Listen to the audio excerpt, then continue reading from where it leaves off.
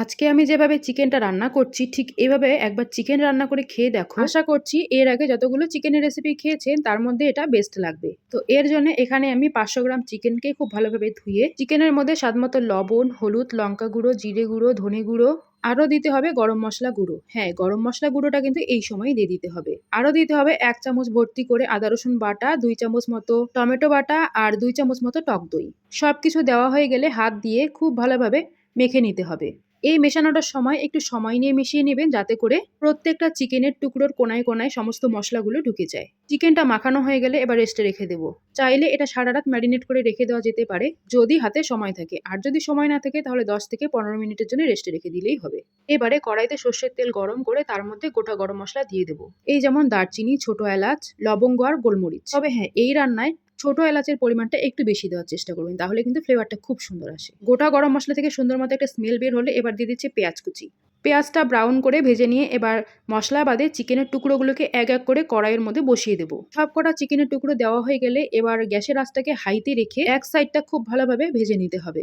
এক সাইডটা যখন ভাজা হয়ে যাবে তখন চিকেনের টুকরোগুলোকে এবার উল্টিয়ে দেবো। 5-6 মিনিট মতো সময় নিয়ে চিকেনের টুকরোগুলোকে খুব ভালোভাবে পেঁয়াজ আর তেলের সঙ্গে ভেজে নিতে হবে। আমাদের মধ্যে এমন অনেকেই আছে যারা ব্রয়লার মুরগি খেতে একদমই পারে না। অনেকেই বলে তাদেরকে নাকি আষ্টে গন্ধ লাগে। তাই তাদের উদ্দেশ্যে বলছি, আজকে আমি এই রেসিপিটা যেমন ভাবে বানাচ্ছি এইভাবে একবার বানিয়ে দেখো, চিকেনের মধ্যে কোনো রকম আষ্টে গন্ধ থাকবে না। এই যে চিকেনটাকে ভেজে নিচ্ছি এর কারণে কোনো রকম গন্ধ তো থাকবে না, তার মধ্যে চিকেনের ফ্লেভারটা খুব সুন্দর একটা স্মোকি ফ্লেভার আসে, খেতে দারুণ লাগে। চিকেনের টুকরোগুলোকে 5 থেকে 6 মিনিটের জন্য ভাজা ভাজা করে নিয়ে এবার মশলাগুলোকে দিয়ে দিচ্ছি, আর সঙ্গে দিয়ে দিচ্ছি অল্প করে একটু জল, আর দিয়ে দিচ্ছি 2টো কাঁচা লঙ্কা। তবে যারা বেশি ঝাল খেতে পছন্দ করে তারা কিন্তু কাঁচা লঙ্কার পরিমাণটা আরো একটু বাড়িয়ে দেবে। এবারে একটু সময় নিয়ে চিকেনটাকে খুব ভালোভাবে কষিয়ে নিতে হবে।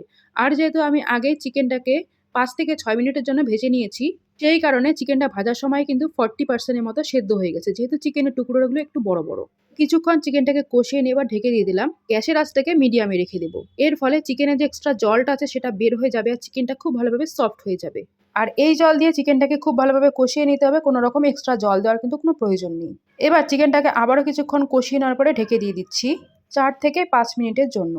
আর 4 থেকে 5 মিনিট পর ঢাকনাটা খুললেই দেখা যাবে চিকেন থেকে কিন্তু খুব সুন্দরভাবে তেল ছেড়ে দিয়েছে। এবার আরো কিছুক্ষণ সময় নিয়ে চিকেনটাকে ভালোভাবে কষিয়ে নেব। আজকের চিকেনটা কিন্তু একটু শুকনো শুকনো হবে, মানে চিকেনের মধ্যে যে মশলাগুলো আছে সেই মশলাগুলো প্রত্যেকটা চিকেনের টুকরোর গায়ে গায়ে লেগে থাকবে। আর এখন দিয়ে দিচ্ছি একদম হালকা করে একটু চিনি, যেহেতু টক দই আর টমেটো বাটা দিয়েছি সেই জন্য টমেটো আর টক দইয়ের টক ভাবটা কাটানোর জন্য একটু চিনি দিয়ে দিলাম। চিনিটা দিয়ে 2 মিনিট মতো মিশিয়ে নিয়ে গ্যাসটাকে বন্ধ করে দিয়ে ঢাকনা দিয়ে দেবো যতক্ষণ পর্যন্ত না পরিবেশন করছি। আর হ্যাঁ, চিকেনটা নামাবার আগে খুব বেশি ড্রাই লাগছিল, সেই জন্য আমি একদম অল্প করে একটু জল দিয়েছি, জল দিয়ে মিশিয়ে নামিয়ে নিয়েছি।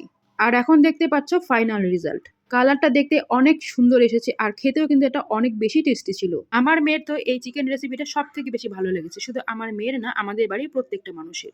কেমন টেস্টি? অনেক বেশি। চিকেনটা ফেলেছে